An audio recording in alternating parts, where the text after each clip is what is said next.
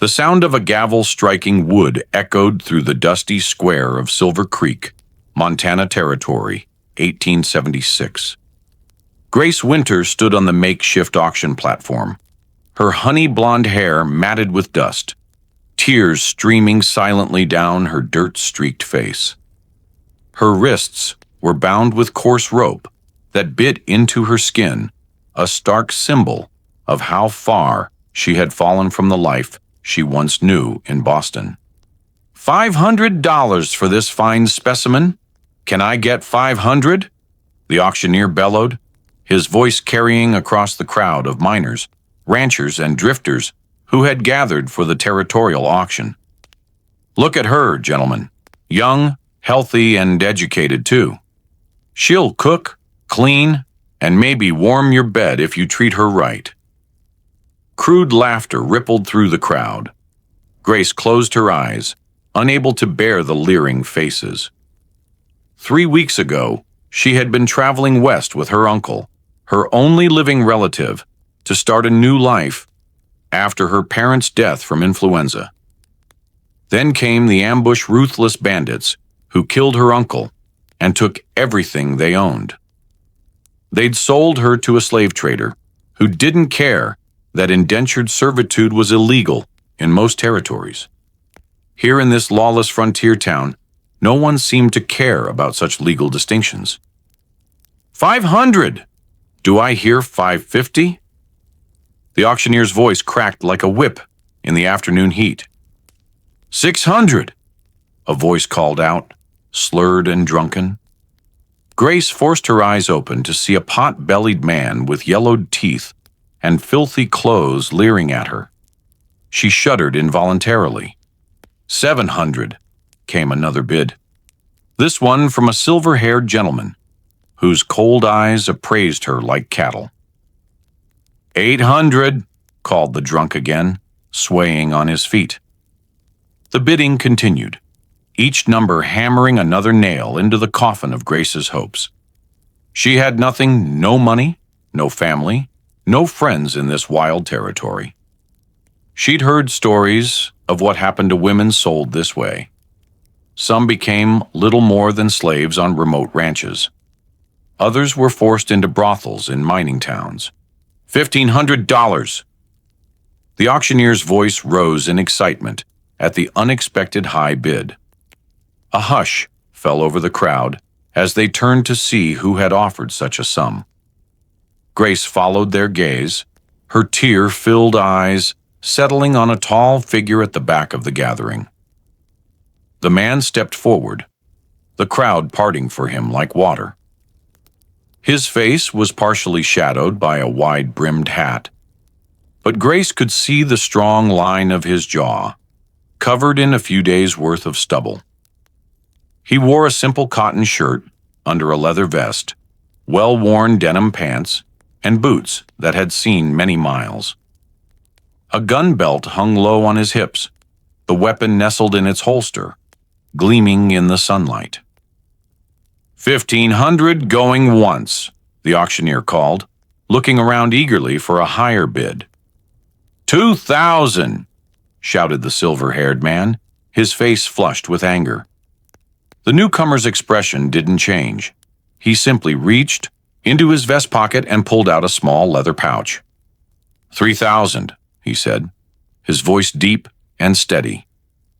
The crowd gasped. $3,000 was a fortune in the territory, enough to buy a decent spread of land or a small business. 3,000 going once, going twice. The auctioneer's gavel hovered in the air, his eyes darting hopefully around the crowd. The silver-haired man glared but remained silent. Sold to the gentleman in the back.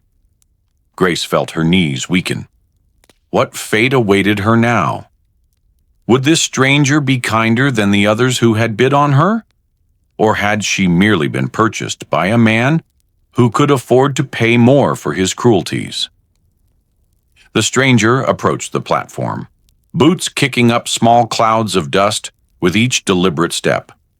He handed the pouch to the auctioneer, who quickly counted the money with greedy fingers. All here, the auctioneer confirmed, handing Grace's rope to her new owner. The man took the rope, but immediately produced a knife from his belt. Grace flinched, drawing back as far as her restraints would allow. Instead of threatening her, however, he sliced through the bonds on her wrists in one swift motion. "My name is Finn Callahan," he said, his voice low enough that only she could hear. His eyes a striking shade of blue that reminded Grace of the ocean she'd left behind in Boston, met hers directly. "And from this moment on, you'll only know joy." Grace stared at him, uncomprehending. The man Finn gently placed his jacket around her shoulders. "Come with me, miss," he said, louder now for others to hear. "My wagon's this way." Still stunned, Grace followed him through the parting crowd. Some men muttered disapprovingly, others watched with obvious envy. The silver-haired man, who had bid against Finn, stared at them with open hostility. "You can't just free her, Callahan," he called out. "That's not how things work here." Finn turned slowly, his hand resting casually near his holster. "I paid for her fair and square, Harrison. What I do with my property is my business." The man named Harrison spat on the ground but made no move to stop them. Finn guided Grace to a wagon hitched to two strong horses at the edge of town. "Get in," he said, helping her up to the seat. "We need to put some distance between us and Silver Creek before nightfall." Grace found her voice at last. "Why?" she asked, her throat dry and scratchy from crying. "Why did you do that?" Finn climbed up beside her and took the reins. "No decent person should be sold like cattle," he said simply. He clicked his tongue, and the horses started forward, the wagon wheels creaking beneath them. "But the money, $3,000. "It's just money," Finn replied, keeping his eyes on the road ahead. "I've been saving for years, was going to buy more land, expand my ranch." He glanced at her. This seemed more important. "What do you want from me?" Grace asked, still suspicious despite his kind words. Men didn't spend fortunes on women without expecting something in return. "Nothing," he said. "Once we're far enough from town, you can decide where you want to go. I'll help you get there safely." Grace stared at his profile as he guided the horses onto the main trail heading west. His features were weathered by sun and wind, but he couldn't be much past 30. There were fine lines at the corners of his eyes that suggested he smiled often, though his expression now was serious. "I have nowhere to go," she admitted quietly. "My uncle and I were traveling to Oregon when we were attacked. He was killed. I have no other family." Finn nodded slowly. "I'm sorry to hear that. What's your name?" "Grace. Grace Winters." "Well, Miss Winters, I have a small ranch about a day's ride from here. You're welcome to stay there until you figure out what you want to do next. I have a cabin for hired hands that's empty right now. You'd have your privacy." Grace studied him, trying to determine if there was any hint of deception in his offer. She found none, only a straightforward kindness that seemed almost out of place in this harsh territory. "Thank you, Mr. Callahan," she finally said. "I don't know how I'll ever repay you." "Finn," he corrected, "and there's no debt. I did what any decent person would do." As the wagon rolled away from Silver Creek, Grace felt something she hadn't experienced since the ambush that had claimed her uncle's life. A small flicker of hope.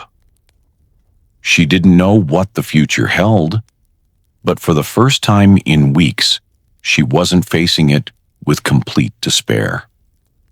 The rest of the day passed in relative silence as Finn guided the wagon along the trail. Occasionally, he would point out landmarks or name distant mountains. Grace found his voice soothing, the casual conversation helping to ease her anxiety. As dusk approached, he pulled the wagon off the main trail. "We'll camp here for the night," he said, stopping near a small stream. "There's good water and enough shelter from the wind." Grace watched as Finn efficiently set up camp, unloading bedrolls and starting a small fire. He moved with the easy confidence of a man accustomed to life on the trail. "Are you hungry?" he asked, rummaging in a provision box in the back of the wagon. Grace nodded, suddenly aware of the hollow feeling in her stomach. She couldn't remember the last time she'd had a proper meal. Finn produced some dried beef, beans, and a small sack of cornmeal. "It's not fancy, but it'll fill your belly," he said, beginning to prepare a simple stew. "Can I help?" Grace asked, stepping closer to the fire. Finn looked up, seeming surprised by the offer. "Sure, you can cut up these potatoes if you'd like." Grace took the knife he offered and began to work, grateful for the task. The simple act of preparing food made her feel human again after weeks of being treated like property. "Were you really planning to buy land with that money?" she asked after a while. Finn nodded, stirring the pot of beans. "Been saving for 5 years. My place is small, just enough for me and a few dozen head of cattle. Always wanted to expand." He shrugged. "Land will still be there next year or the year after. I can't imagine having that much money, let alone giving it away," Grace said quietly. "Money is just a tool, Miss Winters. Sometimes there are more important things." He looked up at her. "Like human dignity?" Grace felt a lump form in her throat. "My uncle used to say something similar. He was a good man." "Sounds like he was," Finn agreed. "How'd you end up out here? You don't talk like you're from the territories." "I'm from Boston," Grace explained, passing him the cut potatoes. "My parents died last winter, influenza. Uncle William was my only family. He'd been writing to us about opportunities in Oregon, so I decided to join him." She swallowed hard. "We were 3 weeks into our journey when the bandits came." Finn added the potatoes to the pot. "The territories can be dangerous. Too many men who have forgotten what civilization means." He hesitated. "Those men who took you, did they?" "They didn't harm me that way," Grace said quickly, understanding his unspoken question. "They seemed to think they'd get more money if they sold me intact." Relief crossed Finn's features. "Small mercies, I suppose." He stirred the stew again. "This will be ready soon. There's coffee, too, if you'd like some." They ate in comfortable silence as darkness settled around them. The stew was simple, but the most delicious thing Grace had tasted in weeks. After they'd finished, Finn showed her where she could wash up at the stream. "I'll sleep on this side of the fire," he said when she returned, indicating one of the bedrolls he'd set up. "You take the other. It's a clear night, but if it looks like rain, we'll string up the canvas." Grace settled onto the bedroll, pulling the blanket up to her chin. She watched as Finn checked on the horses one last time, before adding wood to the fire. "Mr. Callahan Finn," she corrected herself. "Thank you. Not just for buying my freedom, but for treating me like a person." Finn looked at her across the flickering flames. "Get some rest, Miss Winters. We've got a long ride tomorrow." Grace closed her eyes, listening to the crackling fire and the soft sounds of the night. For the first time in weeks, she fell asleep without fear. Morning came with the chirping of birds and the gentle rustling of leaves. Grace opened her eyes to find Finn already up, tending to a small fire with coffee brewing. "Good morning," he said, noticing she was awake. "Sleep well?" Grace sat up, pushing her tangled hair from her face. "Better than I have in a long time," she admitted. "There's coffee ready, and some biscuits from yesterday." He handed her a tin cup of the steaming liquid. "We should reach my place by nightfall if we make good time." Grace accepted the cup gratefully, wrapping her hands around its warmth. The morning air was crisp, carrying the scent of pine and earth. "What's your ranch like?" she asked, curious about the place that would be her temporary home. Finn's face softened slightly. "Nothing fancy. Main house is small but solid. Got a barn, corral, and the bunkhouse where you'll stay. Land's good, though, creek running through it. Plenty of grass for the cattle." There was pride in his voice when he added, "Built most of it myself over the last 7 years." "You've been in Montana Territory that long?" "Came west after the war," he said, packing up their bedrolls. "Didn't have much reason to stay in Missouri. Wanted to start fresh somewhere new." Grace helped him break camp, and soon they were back on the trail. The terrain gradually changed as they traveled, the flat plains giving way to rolling hills dotted with pine trees. In the distance, mountains rose against the blue sky. "It's beautiful," Grace said, taking in the landscape. "That it is," Finn agreed. "First time I saw these hills, I knew I'd found home." They stopped briefly at midday to rest the horses and eat a simple lunch of jerky and hardtack. Grace found herself watching Finn as he checked the horses' hooves and adjusted their harnesses. There was something comforting about his methodical movements, the quiet competence with which he handled everything. "Were you in the army during the war?" she asked as they continued their journey. Finn nodded. "Union cavalry? Enlisted in 62? Fought till 65? "My father supported the Union cause," Grace said. "He was too old to fight, but he contributed money and supplies." "It was a hard time," Finn said simply, and Grace sensed he didn't want to say more about it. As the afternoon wore on, Grace noticed Finn becoming more alert, his eyes scanning the surrounding landscape more frequently. "Is something wrong?" she asked. "Just being cautious," he replied. "We're getting close to disputed territory. Some tribes still claim this land." "Indians?" Grace couldn't keep the alarm from her voice. "Blackfoot mostly. They generally leave settlers alone these days, but it pays to be watchful." He patted the rifle secured beside him. "Don't worry, Miss Winters. We'll be fine." Despite his reassurance, Grace felt tension creeping into her shoulders. She'd heard stories about Indian attacks back east, though she'd always suspected they were exaggerated to sell newspapers. "Have you had trouble with them before?" she asked. "Not in a few years," Finn said. "There's an uneasy peace now. They stay north of Miller's Creek. Ranchers stay south." He glanced at her. "The real trouble comes from men like Harrison back in Silver Creek. They're the ones pushing for more land, stirring up conflicts." They traveled on, the shadows lengthening as the sun began its descent. Just as Grace was beginning to wonder how much farther they had to go, Finn pointed to a distant valley. "There it is," he said. "Callahan Ranch." From this distance, Grace could make out a small cluster of buildings nestled among trees near a winding creek. As they drew closer, the details became clearer. A modest log house with a stone chimney, a large barn, and several smaller outbuildings. A corral held a few horses, and in the distance, cattle grazed on the hillsides.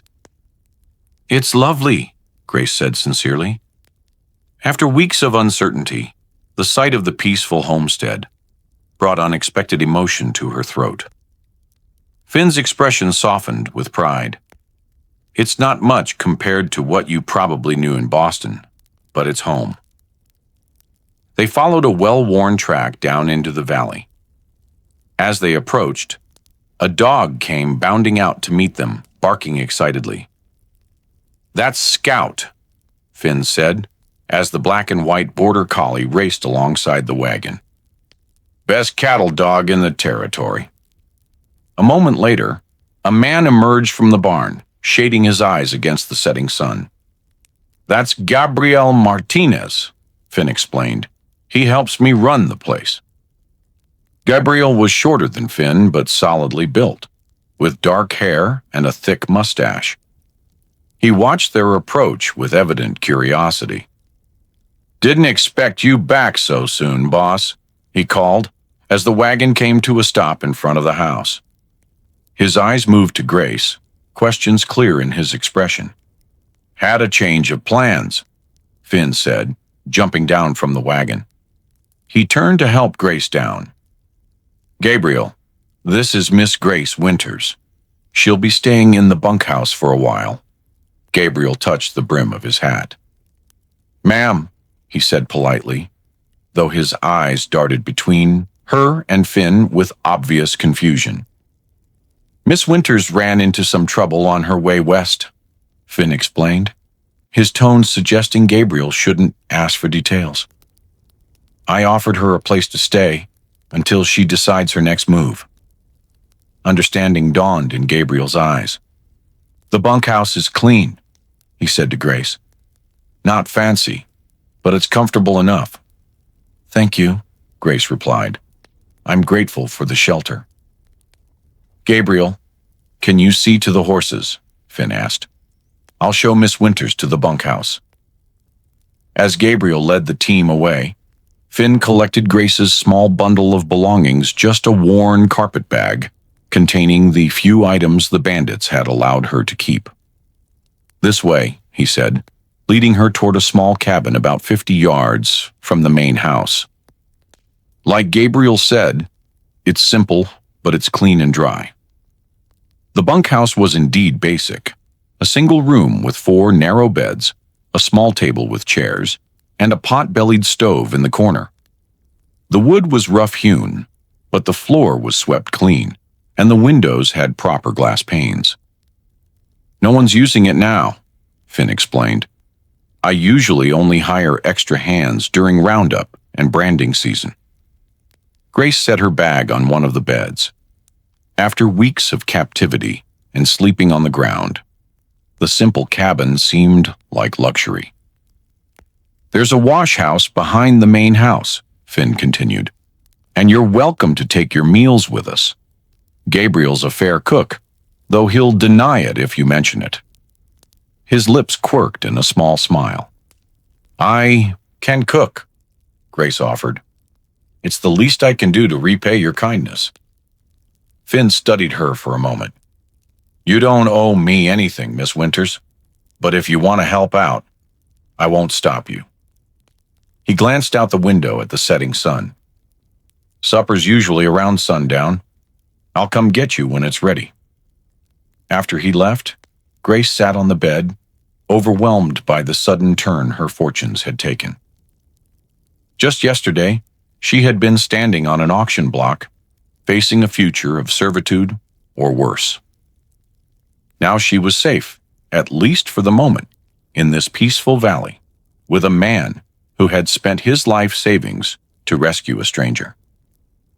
She unpacked her me-ager belongings: a change of clothes, a hairbrush, a small Bible that had belonged to her mother, and a daguerreotype of her parents on their wedding day. Everything else had been taken by the bandits. When Finn returned to escort her to supper, Grace had washed her face and hands at the small basin provided and done her best to make herself presentable. "I'm afraid I don't have much in the way of clothing," she apologized, smoothing down her wrinkled dress. "There's a trading post about 10 miles from here," Finn said. "We can ride over tomorrow if you'd like. Get you whatever you need." The main house was simply furnished but comfortable, with solid wooden furniture and a large stone fireplace. The main room served as both kitchen and dining area, with a couple of doors leading to what Grace assumed were bedrooms. Gabriel was setting a pot of stew on the table when they entered.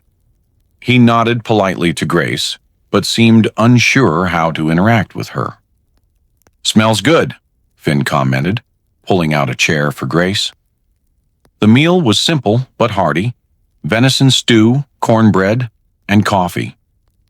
The men ate with the focused efficiency of those who viewed food primarily as fuel, but they answered Grace's tentative questions about the ranch and the surrounding area. "Been a good year so far," Gabriel told her. "Calving went well, and the grass is better than last summer." "We run about 60 head of cattle," Finn added. "Small operation compared to some, but the quality is good. We've been building up the herd each year." As they ate, Grace studied the two men. Gabriel was clearly deferential to Finn, but there was an ease between them that spoke of long acquaintance and mutual respect. They moved around each other with the comfortable familiarity of men who had worked together for years. After supper, Gabriel excused himself to check on a new calf born the previous day. Finn poured another cup of coffee and sat back in his chair. "Tomorrow I'll show you around the place," he said. "Let you get your bearings." "I'd like that," Grace replied. "And I meant what I said about helping. I'm not afraid of work." Finn nodded slowly. "I believe that, but take a few days to rest first. You've been through a lot." Grace wrapped her hands around her coffee cup. "May I ask you something?" "Of course." "Why did you really do it?" "Buy my freedom, I mean. $3,000 it's a fortune." Finn was quiet for a long moment, his eyes fixed on some middle distance. When he finally spoke, his voice was low. "I had a sister, Fiona. She was 2 years younger than me. When I went off to war, she stayed behind with our parents in Missouri." He took a breath. "In '63, raiders came through our town. Bushwhackers, they called themselves, fighting for the Confederacy, they said. But they were just thieves and murderers." Grace sat very still, sensing the weight of what he was about to tell her. "They killed my father when he tried to protect our farm. Took my mother and Fiona." His jaw tightened. "By the time word reached me and I got leave to go home, it was too late. Found my mother's body in a ditch outside of town. Never found Fiona." "I'm so sorry," Grace whispered. "Later, I heard stories about women being sold to brothels, or to men in remote places who wanted wives but couldn't find willing ones." He finally looked at her directly. "When I saw you on that platform, I couldn't walk away. Not again." Grace felt tears well in her eyes.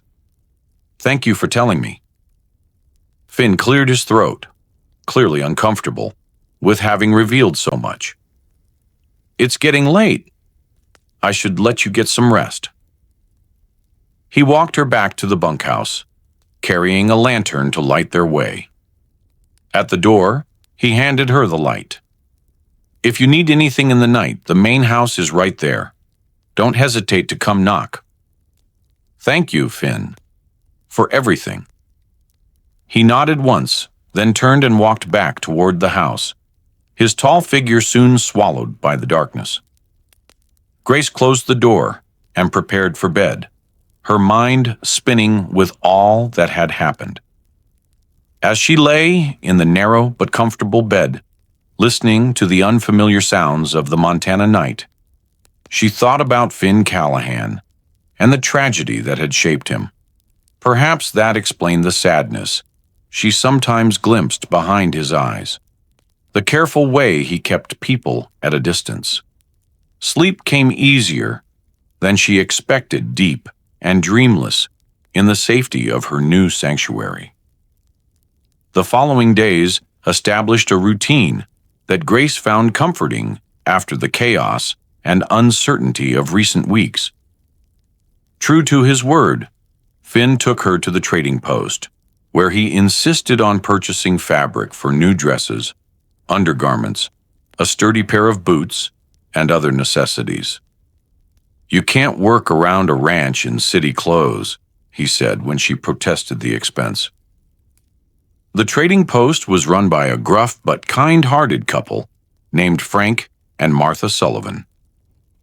Martha's eyes had widened when Finn briefly explained that Grace was staying at his ranch after losing her uncle during their journey west. "Poor dear," Martha had said, pulling Grace aside while Finn discussed cattle prices with Frank. "You're lucky Finn found you. He's a good man, if a bit closed off." She lowered her voice further. "Handsome too, though I reckon you've noticed that." Grace had blushed and changed the subject, but she couldn't deny that Martha was right. There was something undeniably attractive about Finn Callahan, with his quiet strength and unexpected kindness.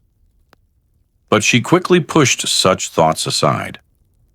Her situation was precarious enough without developing feelings for her rescuer. Back at the ranch, Grace insisted on making herself useful. She took over much of the cooking, using the skills her mother had taught her to prepare meals that soon had both men looking forward to mealtimes. She learned to tend the kitchen garden, gathered eggs from the small chicken coop, and even helped Gabriel mend fences when an extra pair of hands was needed.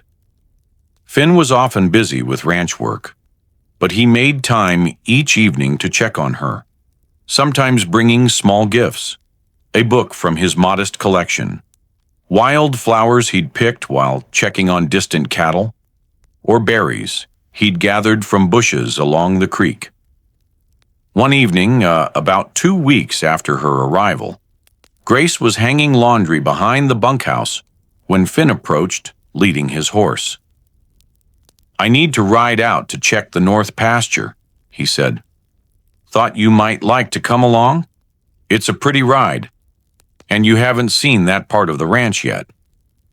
Grace readily agreed, grateful for the chance to explore more of the beautiful valley.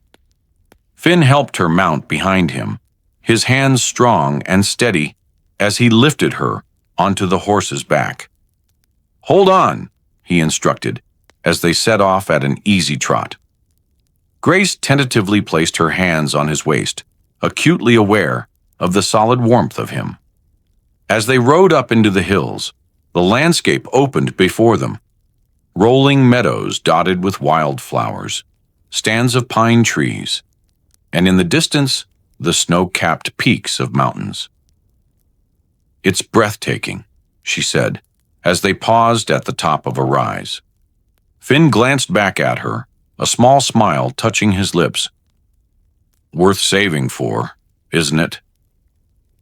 They dismounted near a creek to let the horse drink. Finn spread his coat on a flat rock for Grace to sit on, then sat beside her, both of them gazing out over the valley below. "How did you find this place?" Grace asked. "Luck mostly," Finn replied. "I was working as a trail hand after the war, driving cattle up from Texas. Passed through this valley and couldn't get it out of my mind. Came back the next year with what savings I had and staked my claim. You've built something wonderful here." Finn looked at her, his blue eyes searching her face. "It's been lonely at times," he admitted. "Worth it, but lonely." "You have Gabriel," Grace pointed out. "Gabriel's a good man, a good friend, but he has family over in Helena. He visits when he can. Talks about saving enough to buy his own place someday." Finn picked up a small stone and tossed it into the creek. "Can't blame him for wanting more." Grace was struck by the hint of vulnerability in his voice. This strong, capable man, who had faced war and wilderness, was at heart as susceptible to loneliness as anyone. "What about you?" he asked after a moment. "What did you want from life before everything changed?" Grace considered the question. "I never really thought about it much. In Boston, my future seemed predetermined. I'd marry someone from a good family, have children, maintain a respectable home." She smiled ruefully. "My mother was already introducing me to suitable young men before she fell ill. And now?" Now, Grace looked out over the valley, feeling the warm Montana sun on her face and the cool breeze in her hair. "Now I think I want something different, something more authentic." Finn nodded slowly, as if her answer satisfied something in him. They sat in companionable silence for a while longer, before remounting and continuing their inspection of the north pasture. As they rode back to the ranch house, Grace found herself reluctant for the outing to end.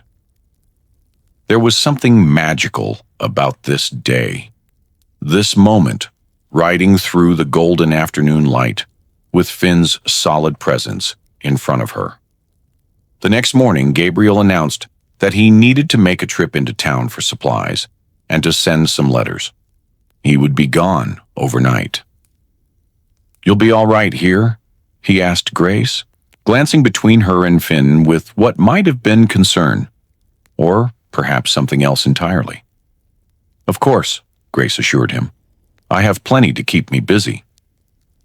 After Gabriel departed, Grace spent the morning baking bread and preparing a stew for dinner. Finn was out checking fences, but returned at midday, bringing with him a brace of rabbits he'd shot. "Thought these might make a good supper," he said, hanging them from a hook on the porch. "I'll clean them," Grace offered. She had watched Gabriel dress game several times and felt confident she could manage the task. Finn raised an eyebrow, but nodded. "I'll be in the barn if you need help." Grace set to work with determined concentration, wanting to prove her usefulness. She was so focused on her task that she didn't notice the approaching riders until they were nearly at the house. Looking up, she saw 3 men on horseback coming down the trail. Something about their appearance sent a chill through her. They rode with a loose, arrogant posture that reminded her uncomfortably of the men who had attacked her uncle's wagon. Setting aside the knife, Grace quickly wiped her hands and hurried toward the barn. Finn was inside repairing a saddle. "Riders coming," she said, trying to keep her voice steady. 3 men. Finn was on his feet immediately, reaching for the rifle that was never far from his side. "Stay in here," he instructed, moving to the barn door. From her position just inside, Grace could see Finn standing on the threshold, rifle held casually, but ready.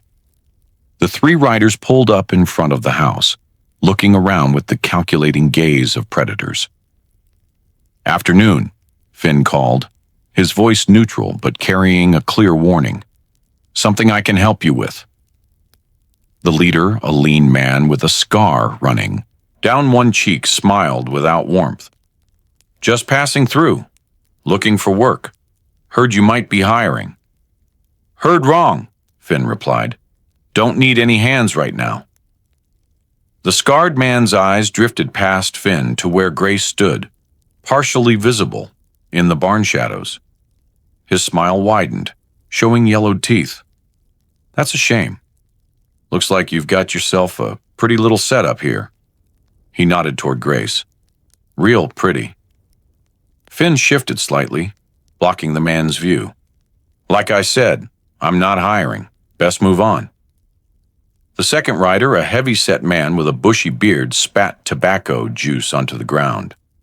"Isn't very hospitable, are you? Most folks offer travelers a drink at least." "I'm not most folks," Finn said evenly. "And you boys don't look like you're just passing through." The third rider, who had remained silent until now, laughed a harsh, grating sound. Smart man. Maybe too smart. Tension crackled in the air like lightning before a storm. Grace held her breath, one hand pressed against her mouth to stay silent. "I'll say it one more time," Finn said, his voice dropping to a dangerous quiet. "Move on. Now." The scarred leader stared at Finn for a long moment, then at the rifle in his hands. Whatever he saw in Finn's stance or expression must have convinced him this wasn't a fight worth having, at least not yet. "Sure thing, mister. No offense meant." He gathered his reins. "We'll be seeing you around." The three men turned their horses and rode away, but not before the leader looked back over his shoulder, his eyes finding Grace in the barn shadows. The look he gave her made her skin crawl. When they were out of sight, Finn lowered his rifle and came to Grace's side. "You all right?" She nodded, though she was trembling slightly. "Who were they?" "Trouble," Finn said grimly. "Drifters, most likely. Men who live by taking what isn't theirs." He guided her out of the barn, keeping a watchful eye on the trail.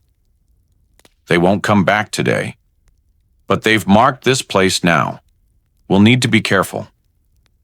That night, despite Finn's assurances that the men wouldn't return immediately, he insisted Grace stay in the main house rather than the bunkhouse. "You can take my room," he said. "I'll sleep out here by the fire." Grace wanted to protest, but could see the determination in his eyes. The encounter had shaken her more than she wanted to admit, bringing back the terror of the ambush that had claimed her uncle's life. Finn's bedroom was as straightforward as the man himself. A simple bed with a patchwork quilt, a chest of drawers, and a small table with a lamp. The only personal touches were a bookshelf filled with well-worn volumes and a small framed photograph on the dresser. Grace picked up the photograph, recognizing a younger Finn in a Union cavalry uniform. Beside him stood a pretty young woman with the same blue eyes as his Fiona, she realized. His lost sister. She carefully replaced the photograph and prepared for bed, borrowing one of Finn's shirts to sleep in since her nightgown was still in the bunkhouse. The shirt smelled of him leather, pine, and something indefinably masculine that made her heart beat a little faster. Sleep was elusive that night. Grace lay awake, listening to the occasional creak of floorboards as Finn moved about in the main room, checking windows and doors. His vigilance both comforted and concerned her. Would those men return? And if they did, what would happen? In the dark quiet of Finn's room, another worry surfaced done she had been pushing aside for days. What was her future here? Finn had offered her shelter until she decided what to do next. But she had no money, no family to turn to. The idea of leaving the ranch, of leaving Finn, caused an unexpected ache in her chest. Grace finally drifted into an uneasy sleep, her dreams filled with faceless riders and auction blocks. She woke with a start sometime in the night, a cry caught in her throat. Before she could fully register where she was, the bedroom door opened and Finn appeared, concern etched on his features. "Grace, are you all right?" In his haste, he had dropped the formal Miss Winters he usually used. "Just a dream," she said, her voice shaky. "I'm sorry if I disturbed you." Finn hesitated in the doorway, clearly torn between concern and propriety. "Can I get you anything? Water?" Grace shook her head, then changed her mind. "Actually, would you just sit with me for a moment?" He nodded, entering the room, but leaving the door open behind him, a concession to propriety. He perched awkwardly on the edge of the bed, his tall frame looking out of place. Want to tell me about the dream?" he asked quietly. Grace drew her knees up under the quilt, wrapping her arms around them. "It was about the day they took me. The auction." She swallowed hard. "But this time you didn't come." Finn's expression softened. He reached out tentatively, his hand hovering over hers before finally settling on the quilt beside her. "But I did come," he said gently, "and you're safe now." "For how long?" The question slipped out before she could stop it. Finn looked at her for a long moment, his blue eyes serious in the dim light. "For as long as you want to be," he said finally. "This can be your home, Grace, if you want it to be." The simple statement hung in the air between them, weighted with unspoken possibilities. Grace felt something shift inside her, a settling, a recognition of truth. "I think I do want that," she whispered. Finn's hand moved, covering hers where it rested on the quilt. His palm was warm and calloused, the touch sending a tremor through her that had nothing to do with fear. "Then it's settled," he said, his voice rough with emotion. "This is your home now."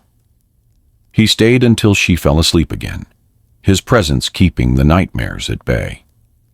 When Grace woke in the morning, he was gone. But the impression of his hand on hers lingered like a promise. Gabriel returned late that afternoon, bringing news from town that made Finn's expression darken. "Those men you mentioned," Gabriel said as they sat around the supper table. "They were in town asking questions about this place, about who lives here." Finn's jaw tightened. "What kind of questions?" "Wanted to know if you had family here, how many hands you employ." Gabriel glanced at Grace. "Whether there were women on the property." Grace felt cold despite the warm evening. Finn must have noticed because he reached across the table and briefly squeezed her hand. "We'll be ready if they come back," he assured her. That night, and for several nights after, Finn insisted that both Grace and Gabriel stay in the main house. They took turns keeping watch, though Finn took the majority of the shifts despite Grace's protests. A week passed without incident, then another. Gradually, the tension began to ease. Grace returned to sleeping in the bunkhouse, though Finn still checked on her several times each night, his footsteps on the porch a comforting reminder of his vigilance. Life on the ranch settled into a new rhythm. June gave way to July, bringing longer days and warmer temperatures. Grace found herself increasingly involved in the daily operations of the ranch, learning from both Finn and Gabriel. She discovered a natural affinity for the work, taking pride in her growing skills. More surprising was the way Finn began to open up to her. Their evenings often ended with conversations on the porch, watching the sunset paint the sky in spectacular colors. He told her about his childhood in Missouri, his experiences during the war, his dreams for the ranch. In turn, she shared memories of Boston, stories of her parents, and increasingly, her hopes for the future, a future she now imagined here in this beautiful valley. One evening in late July, Finn suggested a ride to a special place he wanted to show her. They set out after supper, riding double on his favorite horse, a steady chestnut gelding named Buck. "It's not far," Finn promised as they headed west from the ranch house. The sun was beginning its descent as they reached a high meadow, carpeted with wildflowers. In the center stood a massive old pine tree, its branches spreading wide to create a natural canopy. "This is beautiful," Grace said as Finn helped her down from the horse. "It's my thinking spot," he admitted. "Come here when I need to sort things out in my head." They walked to the tree, where Finn spread a blanket he'd brought in his saddlebag. They sat side by side, looking out over the valley below. The ranch was visible in the distance, a peaceful cluster of buildings nestled among the trees. "I've been doing a lot of thinking lately," Finn said after a comfortable silence.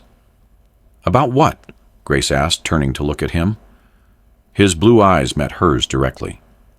"About you. About us." Grace's heart skipped a beat. "Us?" Finn took a deep breath as if gathering courage. "When I brought you here, I had no expectations beyond offering you sanctuary. But these past months," he paused, searching for words, "you've become important to me, Grace. More important than I ever thought possible." Grace felt warmth spreading through her chest. "You've become important to me too, Finn." He reached for her hand, entwining his fingers with hers. "I know your life hasn't turned out the way you planned, and I know I'm not the kind of man you probably imagined for yourself back in Boston. I'm just a rancher with rough hands and simple ways." "Finn," Grace began, but he gently squeezed her hand, asking her to let him finish. "But I care for you, Grace. More than care for you. And I'm wondering if maybe you might feel something similar for me." The vulnerability in his eyes nearly undid her. This strong, brave man, who had faced war and wilderness, was now laying his heart bare before her. His courage, in this moment, was perhaps greater than any he had shown on a battlefield. "I do," Grace said softly. "I've been falling in love with you since the day you cut those ropes from my wrists."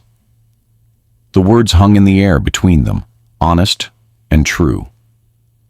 Finn's expression transformed, hope and joy chasing away the uncertainty. "May I kiss you, Grace?" he asked, his voice husky. In answer, she leaned toward him, closing the distance between them. His lips met hers gently at first, then with growing passion as she responded. His hand came up to cup her cheek, fingers threading into her hair as he deepened the kiss. When they finally parted, both breathless, Finn rested his forehead against hers. "I love you," he whispered. "I think I've loved you from the moment I saw you standing on that auction platform, refusing to let them break your spirit." Grace felt tears of happiness well in her eyes. "And I love you, Finn Callahan, my rescuer, my friend, my heart." They stayed in the meadow until twilight, talking, planning, sharing kisses and dreams. When they finally rode back to the ranch, something fundamental had changed between them.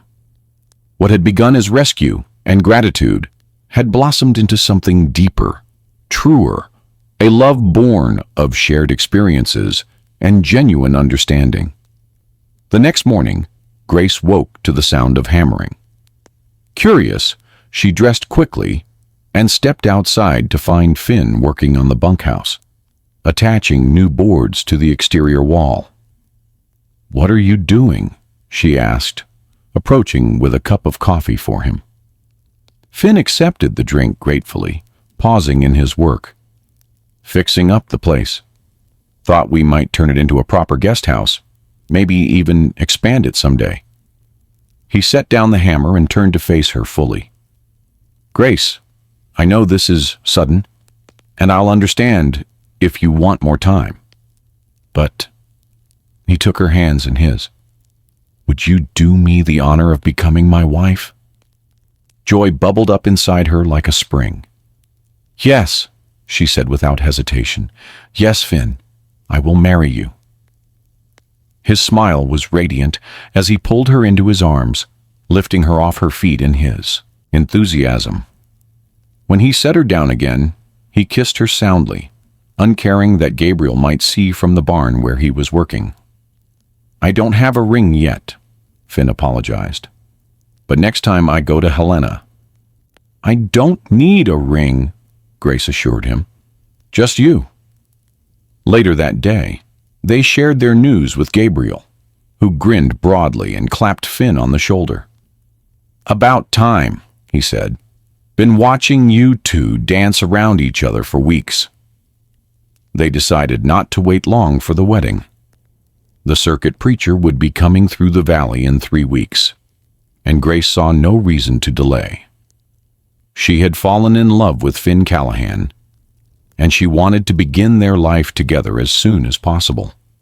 Word of their engagement spread quickly among the scattered ranches and homesteads in the area. Martha Sullivan from the trading post immediately took it upon herself to help Grace prepare, offering fabric for a wedding dress and promising to order special items from Helena. "Every bride deserves something special," Martha insisted when Grace protested the expense. The weeks before the wedding passed in a flurry of preparations. Grace worked on her dress in the evenings, using skills her mother had taught her to create something simple but beautiful from the fine cream-colored fabric Martha had provided. Finn, meanwhile, focused on improvements to the ranch house, building new furniture and expanding the kitchen. "For our future?" he said when Grace commented on his industriousness. The way he looked at her when he said "our future" made her heart swell with happiness. 2 days before the wedding, Grace was in the kitchen preparing supper when she heard the sound of approaching horses. Her first thought was of the troublemakers who had visited months ago. But when she looked out the window, she saw Finn walking out to greet the riders with a welcoming wave. There were 4 of them, 2 men and 2 women, all dressed in their traveling best despite the dust of the trail. Grace stepped onto the porch, curious about these unexpected visitors. "Grace," Finn called, gesturing for her to join him. "Come meet our guests." As she approached, she noticed that one of the women was heavily pregnant, supported by the arm of the tall man beside her. The other couple were older, perhaps in their 50s. "Grace, this is my cousin James and his wife Sarah," Finn said, indicating the younger couple. "And these are Sarah's parents, Harold and Elizabeth Turner. They've come all the way from Missouri for our wedding." Grace was momentarily speechless. Finn had mentioned writing to his cousin about their engagement, but hadn't been sure if they would be able to make the journey. "We wouldn't miss it," James said, smiling broadly. He had the same blue eyes as Finn, though his hair was darker. When we got Finn's letter saying he'd finally found himself a bride, we insisted we come see for ourselves. "It's wonderful to meet you all," Grace said sincerely, touched that they had traveled so far. Sarah stepped forward, one hand resting on her rounded belly. "I'm so glad Finn's found someone," she said warmly. "He deserves happiness, more than anyone I know." The arrival of family transformed the wedding from a simple ceremony into a true celebration. Harold and Elizabeth took to Grace immediately, treating her like a daughter they had known for years rather than days. Sarah, despite her advanced pregnancy, insisted on helping with the final preparations for the dress and the wedding feast. "Family takes care of family," she said simply when Grace protested that she should rest. The night before the wedding, Grace found herself sitting on the porch with Elizabeth while the men smoked and talked nearby. "Finn was always special," Elizabeth told her, her voice soft with memory. "Even as a boy, he had a kindness in him that set him apart. After the war, after what happened to his sister and parents, we feared that kindness might be lost." She patted Grace's hand. "But I can see it's still there when he looks at you." Grace swallowed past the lump in her throat. "I'm so grateful to have found him." Elizabeth smiled knowingly. "Or perhaps he found you, dear." Sometimes life works that way, bringing us exactly what we need, just when we need it most. The wedding day dawned clear and bright, the Montana sky a brilliant blue that matched Finn's eyes. The ceremony was to be held under the great pine tree in the meadow where Finn had first declared his love. Gabriel and James had ridden out early to prepare the site, setting up benches borrowed from neighboring ranches and decorating the area with wildflowers gathered from the surrounding hills. By mid-morning, guests began to arrive, ranchers and their families from miles around, coming to witness the union of Finn Callahan and his bride. Grace dressed in the main house with Sarah and Elizabeth's help. The dress they had created together was simple but elegant, cream-colored cotton with delicate embroidery around the neckline and hem. Martha Sullivan had contributed a length of lace for the veil, which Elizabeth carefully pinned to Grace's honey blonde hair, now arranged in soft curls. "You look beautiful, dear," Elizabeth said, stepping back to admire her handiwork. Sarah, who had insisted on making a small bouquet of wildflowers tied with a blue ribbon, handed it to Grace with a smile. "Finn won't know what hit him." When it was time, Harold came to escort Grace to the meadow. The guests had gathered beneath the pine tree, where the preacher, a kind-faced man named Reverend Johnson, waited with Finn and Gabriel, who stood as his best man. Finn turned as Grace approached on Harold's arm. The look on his face, wonder, love, and absolute certainty, was one Grace knew she would remember for the rest of her life. "Dearly beloved," Reverend Johnson began, as Grace took her place beside Finn, "we are gathered here today to join this man and this woman in holy matrimony." The ceremony was brief but heartfelt. When it came time for the vows, Finn took Grace's hands in his voice steady and sure. "I, Finnegan James Callahan, take you, Grace Elizabeth Winters, to be my lawfully wedded wife, to have and to hold from this day forward, for better, for worse, for richer, for poorer, in sickness and in health, to love and to cherish, till death do us part." Grace repeated the traditional words, her voice clear despite the emotion welling in her throat. Then Finn surprised her by adding words of his own. "Grace, when I found you, you were in tears, facing a future no person should ever have to face. I promised you then that you would only know joy from that moment on. Today, I renew that promise. As your husband, I will spend every day of my life trying to bring you happiness, to protect you, to love you as you deserve to be loved." Tears spilled onto Grace's cheeks as she responded with her own promise. "Finn, you saved me in more ways than you know. You gave me not just freedom, but a home, a purpose, and your heart. I promise to treasure that gift always, to stand by your side through whatever life brings, and to love you with all that I am for all of my days." "By the power vested in me," Reverend Johnson proclaimed, after they had exchanged rings, a simple gold band for Grace that Finn had ordered specially from Helena, and a matching one for him that had been his father's, saved by a family friend after the tragedy. "I now pronounce you husband and wife. What God has joined together, let no man put asunder." He smiled warmly at the couple. "You may kiss your bride, Mr. Callahan." Finn needed no further invitation. Drawing Grace into his arms, he kissed her with a tenderness that made her heart soar.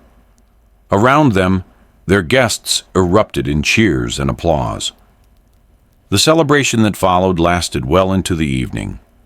Tables had been set up near the ranch house, laden with food contributed by neighboring families.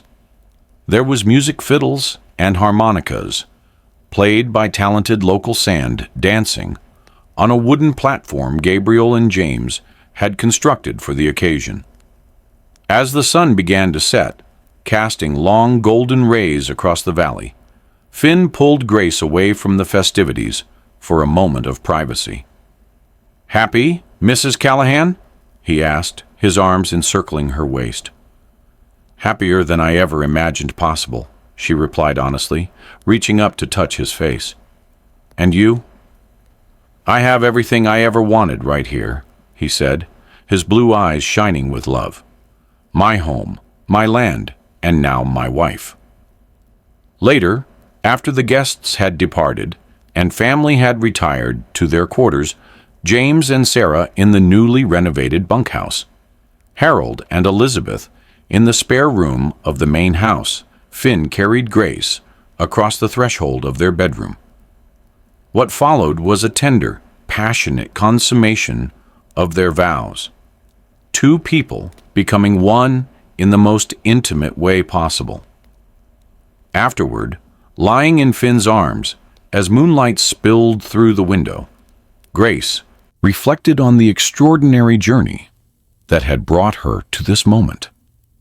From the depths of despair on that auction platform to the heights of joy in her husband's embrace, it seemed almost miraculous.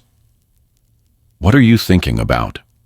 Finn asked softly, his fingers tracing lazy patterns on her bare shoulder. "About that day in Silver Creek," she replied. "About how close I came to a very different life." Finn pulled her closer. "I thank God every day that I was there." "Do you remember what you said to me when you cut my bonds?" "That from that moment on, you'd only know joy," Finn recalled. Grace smiled, pressing a kiss to his chest right above his heart. "It was a bold promise." "One I intend to keep," he said seriously. "You already have," Grace assured him. "You've given me more joy than I ever thought possible." As they drifted toward sleep in each other's arms, Grace felt a profound sense of peace. The past, with all its pain and loss, had led them both to this place, this moment, this love. Whatever the future held, they would face it together. The years that followed proved that Finn's promise was not just romantic words spoken in a moment of compassion.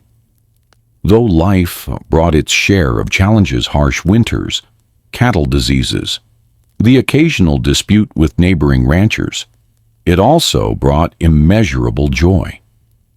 Their first child, a son they named William, after Grace's uncle, was born exactly 1 year after their wedding day. Sarah, who had delivered a healthy daughter just weeks after the wedding, became Grace's closest friend and confidant as they navigated the joys and trials of motherhood together. 2 years later, Grace gave birth to twin daughters Fiona and Elizabeth, named for the women whose absence had shaped both their lives. Watching Finn cradle his daughters, seeing the mixture of joy and healing in his eyes as he whispered their names, Grace knew that the circle of love and family they had created was helping to heal old wounds. The Callahan ranch prospered under their joint care. With the profits from successful cattle sales, Finn was able to purchase adjacent land, expanding their holdings just as he had once dreamed. Grace, drawing on her education from Boston, kept meticulous records and suggested improvements that increased their productivity and profit. Gabriel remained with them, eventually building his own small cabin on the property and becoming like an uncle to the children. Other hands came and went with the seasons, but the core of the ranch remained the family Finn and Grace had built together. They never forgot how their story began. Each year, on the anniversary of the day Finn had found Grace on that auction platform, they would ride together to the great pine tree in the meadow. There they would renew their private vows to each other, remembering the path that had brought them together and celebrating the life they had created. On their 10th anniversary, as they sat beneath the pine tree, watching their children play among the wildflowers, Finn took Grace's hand in his. "Any regrets?" he asked, a question he posed every year on this day. And as she had 9 times before, Grace shook her head and smiled. "Not one," she replied, leaning against her husband's strong shoulder. "You kept your promise, Finn Callahan. You truly did. From tears to joy, that's the story of my life with you." Finn's arm tightened around her as they watched William help his little sisters gather flowers for crowns, their laughter carrying on the Montana breeze. Around them, the land they loved stretched in all directions, a testament to hard work, perseverance, and the power of love to transform lives. "And may it always be so," Finn murmured, pressing a kiss to his wife's temple, "for all our days to come." In the golden light of the setting sun, their silhouettes merged into one, the cowboy and the woman he had saved, bound together not by ropes or auction blocks, but by a love that had begun with a promise and grown into a lifetime of joy.